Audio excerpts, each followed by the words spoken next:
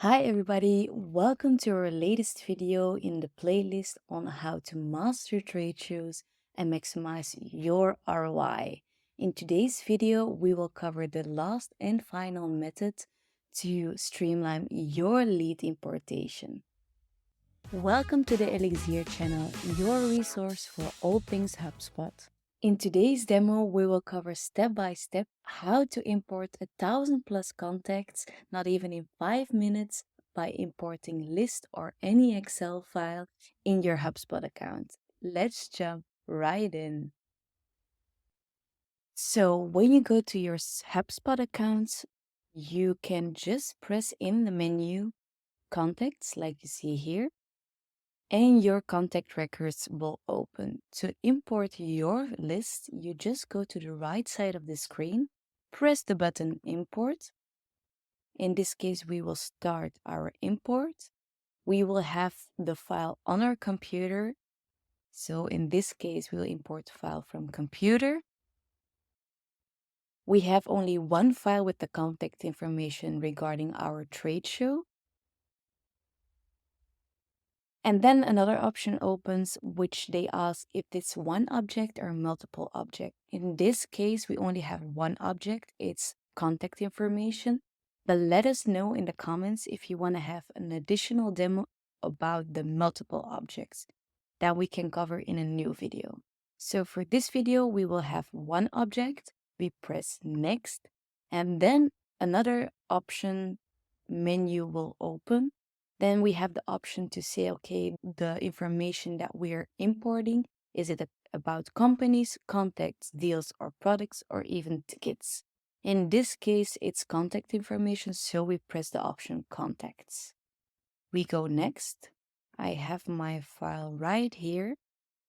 I drag and drop it, and it's uploaded within HubSpot.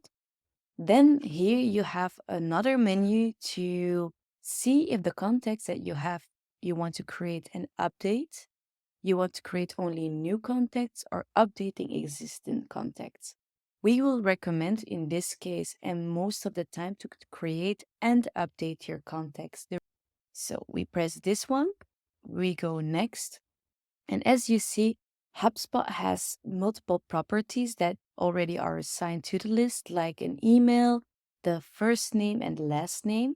But there's a object not known to HubSpot yet, and that's the Expo Menu 2023. In this case, and in multiple cases, if you haven't imported a list like this or created a property, you will need to create a property. Luckily, that can be done on the spot. When you press the columns, you can just see the option down that you create a new property. In this case, we select the group and it's about or in regards of contact information. We say that the trade show is the label. We call it like this. You can even give it a description if you would like to further verify some information. And then you say which type of field it is. We recommend for events or even for trade show to work with the multiple checkboxes. If you will use a single line text, this becomes less user-friendly to filter into lists or even in the reporting tool. Another reason is there's a possibility while you use single line text instead of the multi-checkbox or the drop-down menu, that some of the information can be overwritten sometimes. With this option, if you press it, you see that you can have sublabels. So in this case, I will say that the first manufacturing or event that we will attend or attended is the Expo menu. And I know for a fact that next week I will attend a new conference or a new event or a new trade show. I can already add it here, like you see, 2023 to define it, and it will give the internal value in the same name. Why we do this? This is really like a good overview for salespeople where the contacts are coming from. So when everything is done like you want to, you press next, create, and like you see now, the property is defined, and this will be showcased as the trade show test as the Expo menu 2023. We press next. And then in this case, for us, it's a prospect or a lead, but this option menu is really depending on what type of list you will import and what is the idea or the intention behind it. HubSpot asks you if you want to create a list from this import. You can do this. This way, when everything is imported, it will have generated a list as well. We have imported 3 rows. It's 2 new records, like you see here. So 2 of them were not registered and 1 of them was already in my HubSpot portal. So you see here that it's updated. What you can do here as well from more, you can see view the contacts, you can download the contact file, and you can add the imported contacts as well here to a list. Then here you can see like it's a new static list, an existing list, or a new active list, depending on what the purpose is the list for. The import is done.